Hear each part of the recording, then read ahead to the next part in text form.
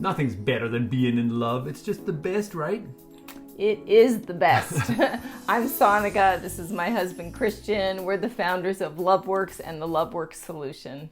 It's the best being in love, but there are so many ways that our love gets challenged, and so many times we end up feeling hurt or angry, even though we still love each other deeply.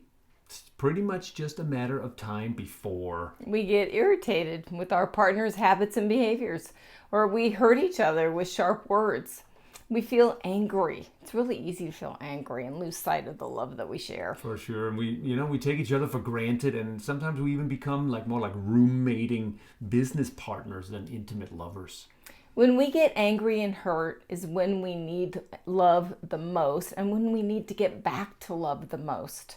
So how do we stay in love? How do we get back to love even when we're angry? I know. That's what this mini workshop is about that we're inviting you to here. It's called How to Stay in Love, especially or even when you get hurt or angry. We're going to help you discover how to get back to love when you feel shut down, when you feel like you just don't want to love them. Yeah, and here's some of what you can learn, what you're going to learn and experience. Deep connection with your partner, insights into what has you feel loving, and loved. We're going to give you some ideas for how to recreate that in-love feeling from scratch. And we're going to give you a really powerful process for finding love in anger.